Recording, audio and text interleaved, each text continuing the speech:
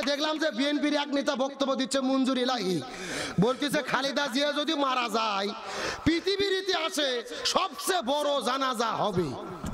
এখনো মারা যায়নি নেত্রী। আমরা বিএনপি দল করি না, তাও আমরা দোয়া করতেছি আল্লাহ যেন ম্যাডামকে সুস্থ করে। উনি তামাম বাংলাদেশের নেত্রী, আরো বিএনপি দলের নেতা হয়ে বক্তব্য দিচ্ছে যে জানাজার প্রস্তুতি চলতেছে, সবচেয়ে বড় জানাজা হবে। আমাদের দেশে একটা কথা আছে, পাগলে কিনা বলে ছাগলে কিনা খায়। কেরিয়ার মাথার মধ্যে কি কোনো জ্ঞান আছে? একটা মানুষ মরার আগে কি জানাজার কোনো গল্প করা যাবে? ও বলতেছে আমরা রেকর্ড করব, পৃথিবীর মধ্যে সবচেয়ে বড় জানাজা হবে। আরে বেকুব, তুমি জানাজার কথা বলিচ্ছ মানে আমরা পুরো বাংলাদেশের লোক দোয়া করতেছি আল্লাহ যেন ম্যাডাম খালেদা জিয়াকে সুস্থ করে দেয়। জোরে বলেন আমিন। আমরা করি দোয়া আর ওরা চিন্তা করতেছে জানাজা। ভালো করে বোঝেন, বেগম খালেদা জিয়া এতটাই গুরুত্বপূর্ণ, অন্তত আগামী নির্বাচন পর্যন্ত তার বেঁচে থাকা বড় জরুরি। দেশ এখনো সংকট মুক্ত হয়নি। হাসিনা পালিয়ে যাইয়া বসে নাই, ষড়যন্ত্র চালিচ্ছে, ঘুটু চাল মারিচ্ছে। কেমনে কি করা যায়, এমনকি তারেক জিয়াকে আসতে পর্যন্ত বাধা দিচ্ছে ষড়যন্ত্র করে। তার মানে বোঝা যায় খালেদা জিয়া মারা গেলে দেশ গভীর সংকটে পড়ে যাবে। এই জন্য আল্লাহর কাছে দোয়া করে, আল্লাহ ম্যাডাম খালেদা জিয়াকে আপনি সুস্থ করে দেন। আর যারা পাইলে চলে গেছে আল্লাহ ওদেরকে ধ্বংস করে দিক, বলেন আমিন। দেশে আগুন লাগাইয়া আলেমদের জ্বালাইয়া পালাইয়া সাইরা গেলে ঢাকা, গণভবনটা এখন ফাঁকা বুবুরে, গণভবনটা এখন ফাঁকা। শূন্যস্থান পূরণ বোঝেন না জোরে, গণভবনটা এখন। দেশে আগুন লাগাইয়া আলেমদের জ্বালাইয়া পালাইয়া সাইরা গেলে ঢাকা, গণভবনটা এখন ফাঁকা ডাইনি রে, গণভবনটা এখন জোরে, গণভবনটা এখন। অধিকারের কথা বললে বলেছিলে রাজাকার, জনগণ বইজা গেল তুমি বুবু স্বৈরাচার।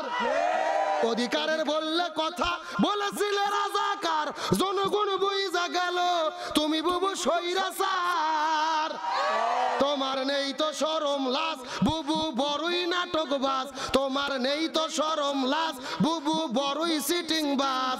কাউয়া ডাকে না আর কাকা, গণভবনটা এখন ফাঁকা বুবুরে, গণভবনটা এখন, গণভবনটা এখন। দেশে আগুন লাগাইয়া আলেমদের জ্বালাইয়া পালাইয়া সাইরা গেলে ঢাকা, গণভবনটা এখন ফাঁকা বুবুরে, গণভবনটা এখন, গণভবনটা এখন। খেলা হবে খেলা হবে, শামীম তো আর বলে না সংসদে মমতাজের বুকটা এখন ফাটে না। খেলা হবে হবে খেলা, শামীম তো আর বলে না সংসদে মমতাজের বুকটা এখন ফাটে না। পলকের ঝলক তো আর নাই বুবুর টাকলা মুরাদ নাই, পলকের ঝলক তো আর নাই বুবুর টাকলা মুরাদ নাই। দিল্লিতে মামু বাড়ি একা, গণভবনটা এখন ফাঁকা বুবুরে, গণভবনটা এখন, গণভবনটা এখন। মিথ্যা মামলায় ফাঁসি দিলে সোনার মানুষগুলোরে কত বড় ডাইনি সেজে, মায়া নাই তার অন্তরে। মিথ্যা মামলায় ফাঁসি দিলে সোনার মানুষগুলোরে কত বড় ডাইনি সেজে, মায়া নাই তার অন্তরে। আজও সেই আদালত আছে, ফাঁসির দড়িও আছে, আজও সেই আদালত আছে, ফাঁসির দড়িও আছে। কবে পাবো বুবু তোমার দেখা, অপেক্ষা আছে শুধু ঢাকা বুবুরে, গণভবনটা এখন ফাঁকা। সবাই দেশে আগুন লাগাইয়া জনতারে জ্বালাইয়া পালাইয়া সাইরা গেলে ঢাকা, গণভবনটা এখন ফাঁকা বুবুরে, গণভবনটা এখন ফাঁকা। আলোচনা কি চলবে? কারা কারা চলবে? দুটি হাত আল্লাহকে তুলে দেখায়, লিল্লাহে তাকবীর। আজকের মাহফিল চলছে চলবে, লিল্লাহে তাকবীর। আপনাদের কি কষ্ট হচ্ছে? রাগ করতেছেন? মিনিট 15 সময় কি দেওয়া যাবে? যাবে তো ইনশাল্লাহ। আলোচনা আরো কিছু আপনাদের জন্য করব, তবে এখনো যদি অনুমতি দেন মহিলাদের জন্য 2 মিনিট কিছু বলবো। বলার দরকার আছে না নাই? ওরা কিন্তু আবার খেপে বসে আছে যে হুজুরি এত ওয়াজ করতেছে, আমাদের ওয়াজ করে না কেন? আমার বন্ধুগণ, মুসলমান ভাইরা, গভীর মনোযোগ। আমার নবীজি মিরাজের রজনীতে সর্বপ্রথম চলে গেলেন জান্নাতের ভেতরে। জান্নাতটা পরিভ্রমণ করার পরে নবী যখন জান্নাতের মধ্যে চলে গেলেন, ওই জায়গার মধ্যে নবীজি যাওয়ার পরে লক্ষ্য করে দেখতে পারে জাহান্নামের ভেতরে হাজার হাজার মহিলাদেরকে ফেরেশতারা আগুন দিয়ে দাউ দাউ দাউ দাউ করে জ্বালাই দিতেছে। এই মহিলাগুলো চিৎকার করে চেঁচামেচি করতেছে, আর মহিলাদের মাথার উপরে কিছু কাকগুলো বসে থেকে মাথার মগজগুলো ঠুকরে ঠুকরে খাচ্ছে। এই দৃশ্য দেখার পরে নবীজির মনটা বড় খারাপ হয়ে গেল। জিবরাইলকে জিজ্ঞেস করলেন, এ ভাই জিবরাইল, এই সমস্ত মহিলাগুলো কারা তুমি বলো তো দেখি।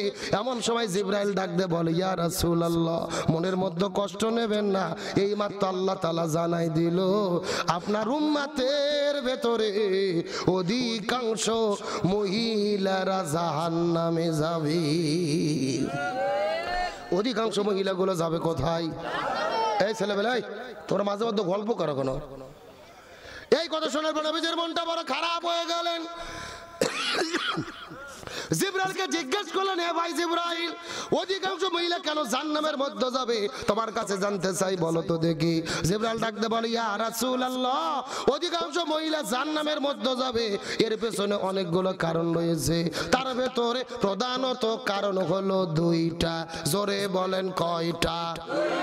সাউন্ড নাই। আপনাদের কি কষ্ট হচ্ছে? এই যে আমি বসে আছি মাঝখান দিয়ে সোজা, ডান দিকে এক ভাগ, বাম দিকে আর এক ভাগ। আপনারা মুখ বন্ধ করে থাকেন, আপনারা বলেন তো দেখি, অধিকাংশ মহিলা জাহান্নামে যাবে তার পেছনে কারণ হলো কয়টা? আরো জোরে। আপনারা মুখ বন্ধ করেন, আপনারা বলেন তো দেখি, অধিকাংশ মহিলা জাহান্নামে যাবে তার পেছনে কারণ হলো কয়টা? ওরে বাবা, কেরে ভাগ করে দেনা সাউন্ড বাজতেছে। তার মানে আপনি আলসেমি করতেছেন না? এবং গাবতলীর মুসলমান, গভীর মনোযোগ। ডানে যারা আছেন কথা বলবেন, বামে যারা আছেন কথা বলবেন, মঞ্চে যারা চতুর্দিকে বসে আছেন, দাঁড়িয়ে আছেন, তারাও কথা বলবেন। সবাই মিলে চিৎকার করে বলেন তো, অধিকাংশ মহিলা জাহান্নামে যাবে তার পেছনে কারণ হলো কয়টা? আরো জোরে। জড়ো হলো না? কোন 2টা কারণে মহিলারা জাহান্নামে যাবে? এই 2 প্রকার মহিলা বগুড়া জেলাত আছে কিনা এটা জানার দরকার আছে না নাই? হ্যাঁ বলবো। মা বোনেরা 5টা মিনিট দাঁড়ান, আসতেছি, বসেন। এখন আমি চলে যেতে চাই আপনাদের আলোচনার ভেতরে। তাহলে নবীর যেমন অনুসরণ করা কে ফরজ করলেন? আরো ধরে বলেন। কিন্তু নবীর মতো এত বড় এতিম এই দুনিয়ার মধ্যে কেউ ছিল? শিশুকালে মইরা গেছে মা, গর্ভে থাকতে মরছে পিতা, নবী চোখে দেখিলেন না। আমায় কে করিবে লালন পালন, কে দিবে সান্ত্বনা? এই দুনিয়ার বড় এতিম নবী ছিলেন একজনা। আমার নবী যে দুনিয়াতে আসার আগেই বাবা বিদায় নিয়ে চলে গেছেন। জন্মের কিছুদিন পরে নবীর মা চলে গেলেন। নবী চলে গেলেন দাদার কাছে, দাদাও বিদায় নিয়ে চলে গেল। নবী চাচা আবু তালিবের কাছে গেলেন। আবু তালিব নবীকে বাড়িতে থাকতে দিলেন, খাবার দিলেন, থাকার মতো জায়গা দিলেন, কোলে পিঠে করে মানুষ করলেন, সন্তানের মতো স্নেহ দিলেন, ভালোবাসা দিলেন, লালন পালন করলেন। কিন্তু আপনাদের জিজ্ঞাসা করি, বলেন তো, নবীর চাচা আবু তালিব কি জান্নাতে যেতে পারবে? আরো জোরে বলেন। কেন? কেন পারবে না? এটা বোঝানোর জন্যই আমি কষ্ট করে 2 ঘন্টা ধরে ওয়াজ করতেছি। এই একটা মেসেজ শুধু দিতে চাই, এটা যদি বোঝেন আজকে এখানে আমার আশা সার্থক হবে, আলোচনাটাও সফল হবে ইনশাআল্লাহ। যে নবীর চাচা আবু তালিব নবীকে ছেলের মতো ভালোবেসে কোলে পিঠে করে মানুষ করে বাড়িতে থাকতে দিল, খাইতে দিল, জায়গা দিল, তার তারপরও নবীর চাচা জাহান্নামে যাবে, নবীর দোয়াতেও কাজ হলো না। কারণ কি জানার দরকার আছে না নাই?